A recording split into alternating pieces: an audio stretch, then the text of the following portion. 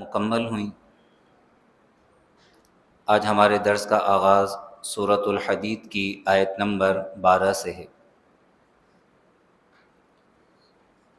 میدان محشر کا منظر بیان کیا جا رہا ہے۔ میدان محشر میں سب سے پہلے لوگوں کو حساب کے لیے ایک جگہ جمع کیا جائے گا۔ اس جگہ کو موقف کہتے ہیں،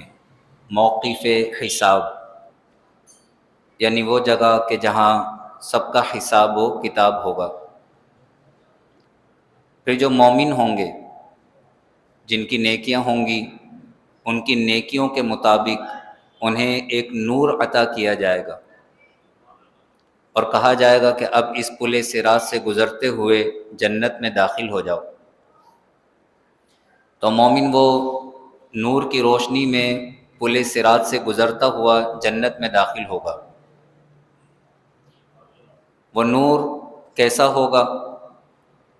حضرت عبداللہ ابن مسعود رضی اللہ تعالی عنہ آپ نے فرمایا کہ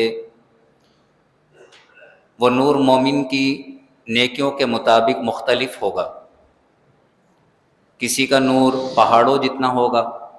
کسی کا نور درخت کے برابر ہوگا،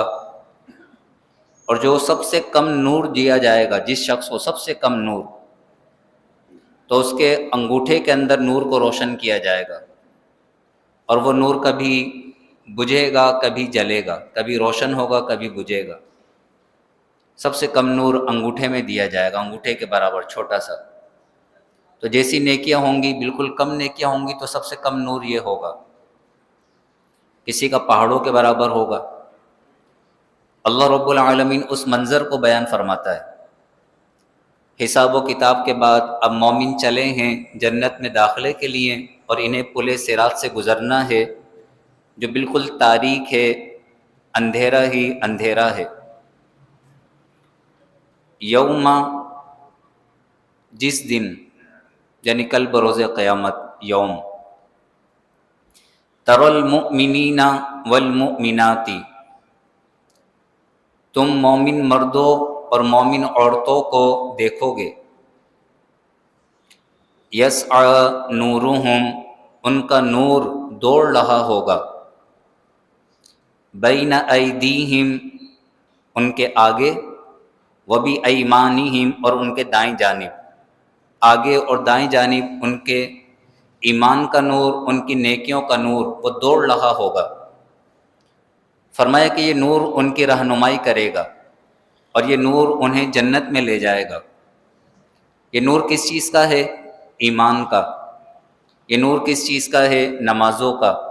یہ نور کس چیز کا ہے؟ تلاوت قرآن کا، درود و سلام کا، نیکیوں کا۔ جو نیکی انسان اس دنیا میں کرتا ہے، یہ نور کی شکل میں آسمان پر بلند ہوتی ہے اور یہ نور محفوظ کر لیا جاتا ہے۔ یوم تر المؤمنین والمؤمنات، جس دن تم مومن مردوں اور مومن عورتوں کو دیکھو گے، یسعی نورہم بین ایدیہم وبایمانہم، کہ ان کا نور ان کے آگے اور ان کے دائیں جانب دوڑ رہا ہوگا۔ ان سے کہا جائے گا، بشراکم اليوم، آج کے دن تمہاری سب سے بڑی خوشی کی بات، یعنی مومن اس نور کو دیکھ کر ہی خوش ہو رہا ہوگا۔ کسی کا نور پہاڑ کے برابر، کسی کا درخت کے برابر، کسی کو انگوٹھے کے برابر نور دیا جائے گا، لیکن نور عطا ہوگا، تو اس نور کو دیکھ کر مومن خوش ہوگا۔ تو ان سے کہا جائے گا، بشراکم اليوم، آج کے دن تمہاری سب سے بڑی جو خوشی کی بات ہے، جنات تجری من تحتها الانہار، وہ جنتیں ہیں جن کے نیچے نہریں جاری و ساری ہیں۔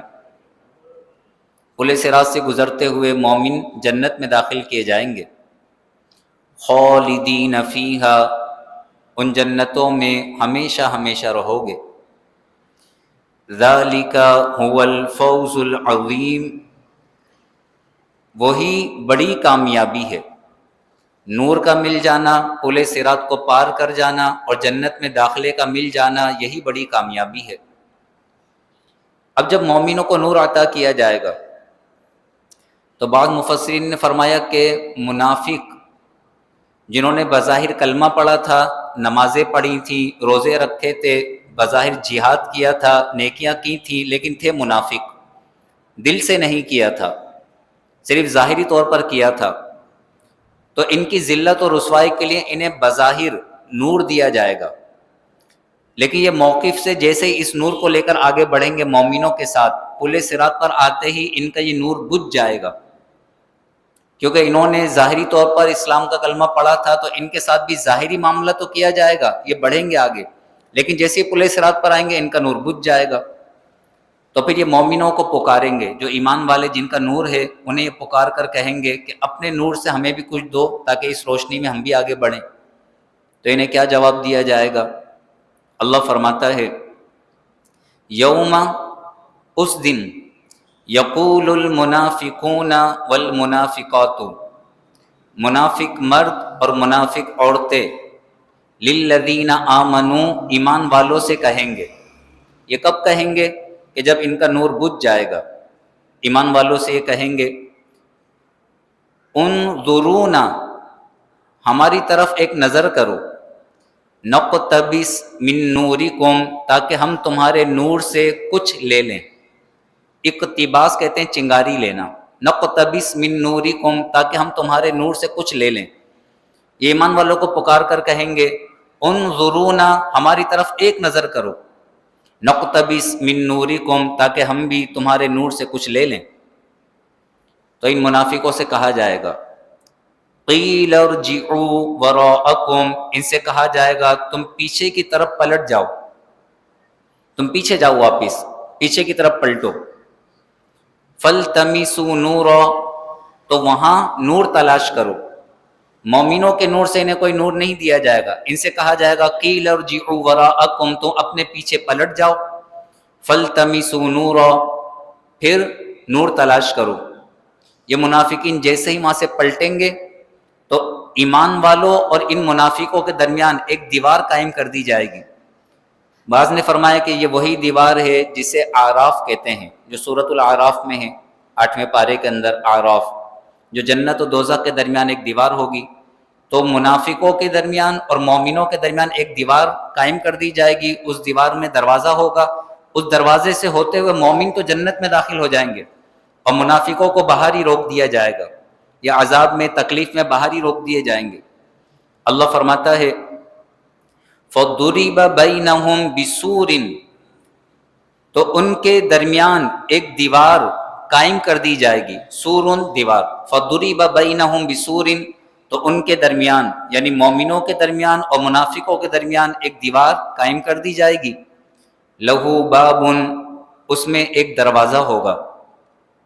باطنُهُ فِيهِ الرَّحْمَةُ، اس کے اندر کی جانب رحمت ہے، وہ دیوار ہے، اس دیوار میں ایک دروازہ ہے، اس کے اندر کی جانب باطنُهُ فِيهِ الرَّحْمَةُ، اس کے اندر کی جانب رحمت ہے، یعنی جنت، مومن اس دروازے سے ہوتے ہوئے جنت میں داخل ہو جائیں گے، وَظَاهِرُهُ مِنْ قِبَلِهِ الْعَذَابُ،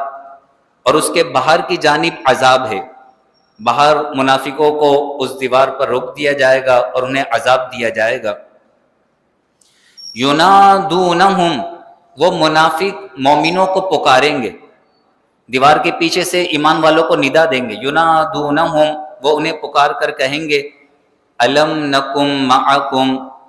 کیا ہم تمہارے ساتھ نہیں تھے،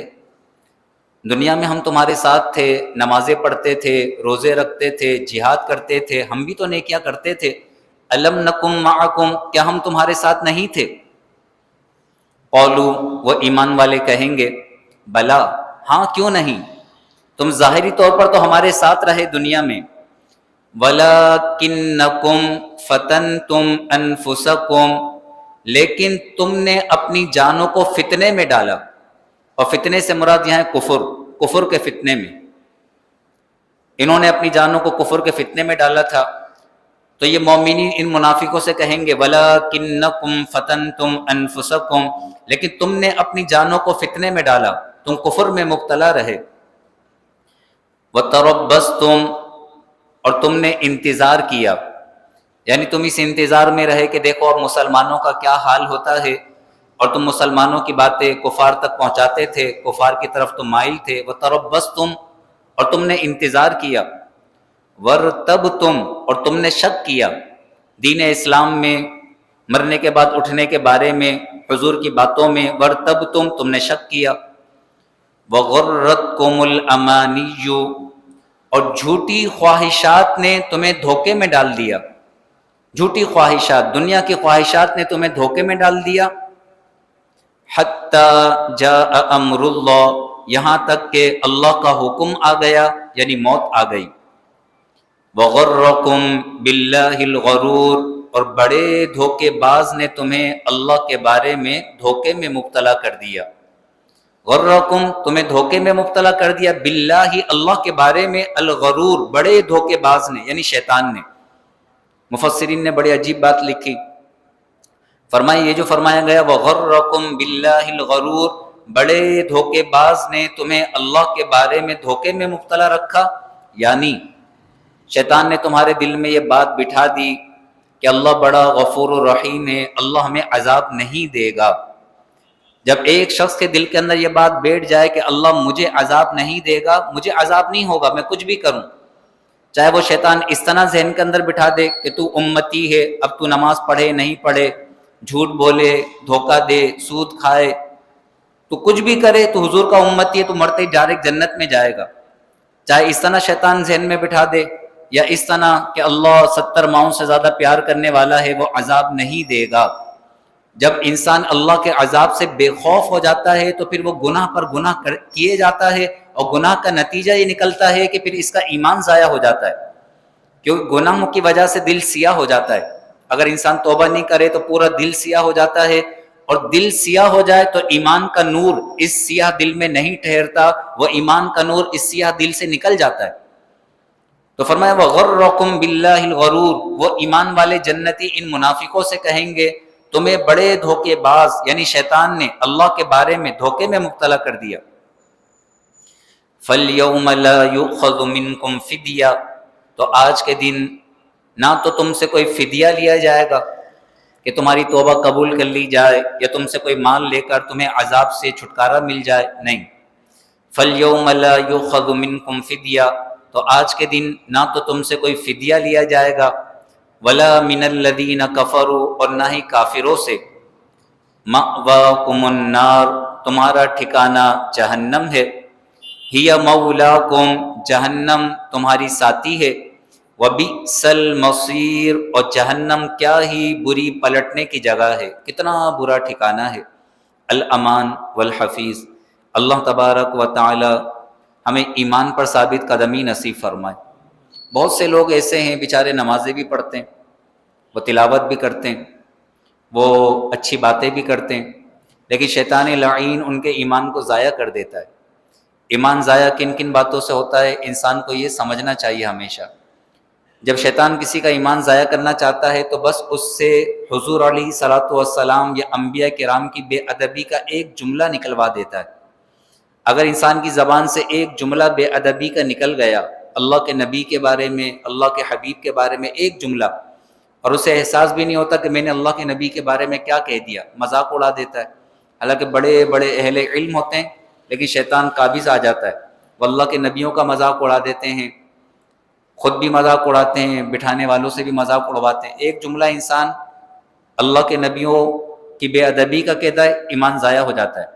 اسے احساس بھی نہیں ہوتا کہ میں نے کیا جملہ کہہ دیا ہے۔ اس لیے انسان پر لازم و ضروری ایمان کی فکر کرے، ہمیشہ اپنی زبان سے بولے تو بولنے سے پہلے سوچ لے کہ میں کس کے بارے میں بات کرنے لگا ہوں اور کیا بات کرنے لگا ہوں۔ اس سے نہ انسان زیادہ سے زیادہ نیکیاں کرے، جتنی نیکیاں آپ کی بڑھتی چلی جائیں گی اتنا ہی نور آپ کا بڑھتا چلا جائے گا،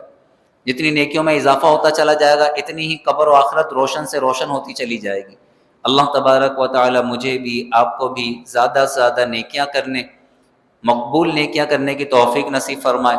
اور میدان محشر میں ہمیں بھی بے حساب نور ہی نور عطا فرمائے، قرآن کے نور سے قبر و آخرت کو روشن و منور فرمائے۔ آمین وآخر دعوانا ان الحمد للہ رب العالمین، وصلی اللہ تعالی علی خیر خلقہ ونور عرشہ سیدنا و مولانا محمد وعلی آلہ واصحابہ اجمعین، آمین برحمتک یا ارحم الراحمین۔